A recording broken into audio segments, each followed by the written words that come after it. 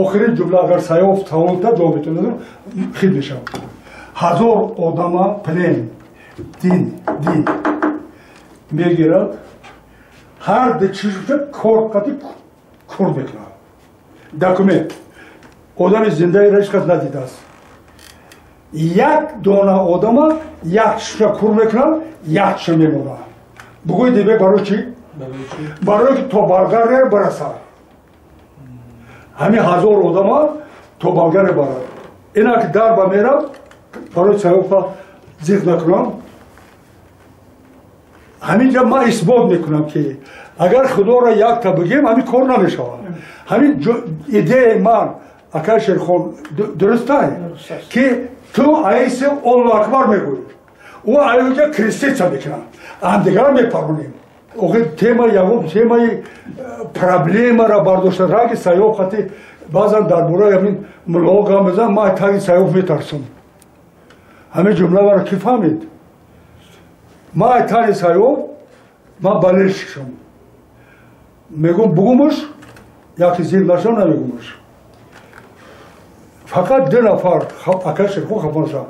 همین رو فقط کم ترک ما کم ترک سیاف رسمشون میکشیم که یعنی اکا ما مقابل خدا نیستیم خدا را تام دوست داریم لیکن همین قرآن را کدامت اگر ورزده باشد نوشتگی است دروغگو دشمن خدا همین ملا از سرین توبگر را دروغ میگه اینا شما نگویید برای شما را کار کنید میکنم ما 2 متر قبرستان جوی قبرم اکای ملا دروغ نگو آخی اکا همین ما قشلاقم باور میکنم ملا باور میکنم باور میکنم یک چیزم قرآن منرزه بقرش گو بود است همین تقصیر همین گو در قرآن چکار میکنم 99 تا جواب دارم یک چه بگم سیاف کیف کنم براگم شلو شکید بشوه براگم شلو گفت کلوبیش وای منو باید بفهمونه گو بقر در قرآن چی با آمده است یا که تو بفهمون که در قرآن سوره فیله سوره اسدوان ها است همین معنی آخرین جمله برای خاطر سیاف پس در میرم ملای بلندتر را پرسیدم که همین بسم الله الرحمن الرحیم گفته تیمه معنی شد ملای بلندترین بسم الله الرحمن الرحیم معنیش 100% نمیدونه از عربی ترجمه داره کلمه با کلمه معنی داره همش میگه یک جوش نمیگه در عربستان با رحیم داره با زبط چیکن دیگه پایی مشتاق همین جوست 8 سال برات آمدیم حضرت محمد صلی الله علیه و سلم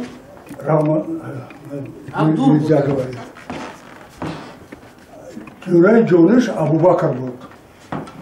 تو میدونی که ابوبکر ترگش بود بگو نمیدونم ترگش بیزنسمن سوداگر در 10 سالگی یک کتاب عربی من این 1-2 بار خورده رسد من عربستان با کار کردیم من افغانستان با ما بودم عربستان با بودم چکار کم حکومت سلیتی میدونم درون ایران و عربستان و الجزایر و مراکو من از دامنه ها پرسیدم تقصیر همین ابوبکر دختری 10 ساله را کیلا محمد زلی با دادیم یک مملکت الجزایر میگه 8 سالگی یک تاش میگه 10 سالگی آخر جمله میگم سوال کنیم با پروم برم سوال پذیر نکنم اکا شیرخان ما خاک پای محمد را بوسه میکنم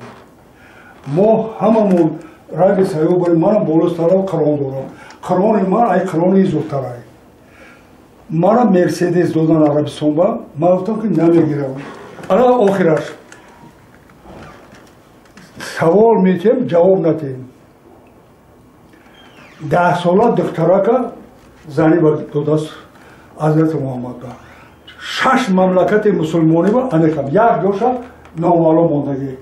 یکی میگه 10 سالگی یکی میگه 8 سالگی همینجا را حرکت نتونستم سراغ کنم اکاوش زنده ما ایران آورد بگو که آدرسای بپنی بگو اکا شیخونه بگو نه خود نتون شیخونه بگو اکاوش صوبی را بگو که زنگ درجه اکاوش زنده و بالا سر صوبی رشیلی اوه امین درست است جواب نده наброжение, информация на размышление вам всем. Мумкин нест гап задан. Ира фақат саёб мефаҳмам. Ман фаҳмидам ки шуморо бисёр ҳамчун аксарияти одамизод нафаҳмидам. як савол шуморо бисёр азият метавонад роҷеъ ба васлат ё худ издивоҷи ҳазрати муҳаммад نه من بگو تاکید نمیکنم آره گوش کن ترجمه کن تاخیر گوش کن اکثریت در همین موضوع بحث میکنن که حضرت عایشه 8 ساله بود محمد چرا گرفتش درسته؟ ما فهمیدیم درسته یک تا 10 ساله میگه یا 10 کدومش درسته؟ آره گوش کن 8 دومش برا بفهمون 8 میگن که یا 8 ساله بود یا 10 ساله همین حرکت نتونستم برای چی حضرت محمد حضرت عایشه را امی مسلمانو میگن مادر مسلمانو را ازدواج کرد با اون خاطر ازدواج کرد که حضرت عایشه 605 تولدش اینا باید بگی خوب اسلام وقتی که پیغمبر هجرت کرد 622 بود اون وقت اینها با قانونهای جهالت زندگانی میکردن و طبق قانونهای جهالت عرب حضرت عایشه ازدواج کرده بود خواستگاریش کرده بود جبیر نام بدین جبیر نام بدین و حضرت محمد 2 شب خواب دید که عایشه را از ستم به ایمانو خلاص کرد بعد حضرت توسط زن عثمان خواستگاری لایق کرد به ابوبکر که عایشه را اگر گوش کن اگر پیغمبر خواستگاری نمیکرد او دیگر کسا در نمیگفت همون در میدادش 8 ساله یا 10 این پالوش را نمیدونم گوش کن پالوش این پالوش را اکا شیخون نمیدونم گوش کن آخی فرمونده است وقتی که حضرت محمد با قانون جهالت اگر نمیگرفت حضرت عایشه را و یا در 8 سالگی یا 10 سالگیش هرچند که بعضی هم میگن 13 ساله هم بود ایش خطا گپا گوش کن میدادنش یک کافر داد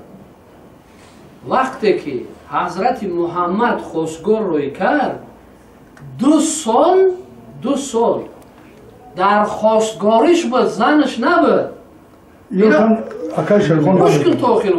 نمیدونی گوش کن رو سبون نمیدونم برای همین یعنی که حضرت پیغمبر با هر کاری که پیغمبر میکرد امر خدا بود با امر خدا حضرت عایشه را از ستم کافر شوی نجات داد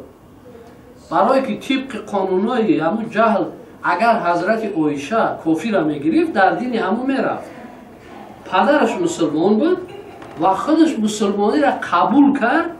و تنها 2 سال بعد خانه پیغمبر آمد ایرا فراموش نکنید این کاری هست که همه مردم پیغمبر ما را به همین متهم میکنن که کودک گرفت پدافیل بود کودک خود گرفت حضرت پیغمبر او را نگرفت حضرت پیغمبر او را نجات داد که کافر نشود فهمیدید این سوال نخستینی که شما درباره حضرت عایشه میتین و دیگران به شما جواب نمیدهند برای اون که اونها تمامی ملاهای ما قرآن و کرکرانه و حدیث خوندن تاریخ اسلام نمیدونن انا ایجوشا با خطی تو روزه خانه شدی سوالت خانه شد که حضرت پیغمبر کودک نگرفت بلکه کودک نجات فقط بعد دیگه پیاکم تو بشی ما یک کلمه بگو ما داو چند برام ده گوش کن یعنی که پیغمبر اسلام کودک نگرفت کودک چکار یعنی اکام مرا خمیره موجود که فهمم فهمیدی؟ ده فهمیدم یک کلمه یک کلمه تو بشی ما گامبت ها کنم یا ما بگو ما همین اکای شیرخان من همین کتاب ما یک جمله میرسه همین جمله ما را سیاب خودت تحصیل کنیم ما پراوی نانی پراوی التماس از نام خدا آدم ها را با هم دیگر را نیست کردن دعوت نکنید هیچ درست هر شما همین ایده ما در روزیه یعنی نام خدا قطعی جنگ ندازه Ака Шерхон, ты папа, скажи, я прав или не прав? Дин, бар, дин Божа, Худо Божа, лекин гуфтой Худо Расула дар амал жокне.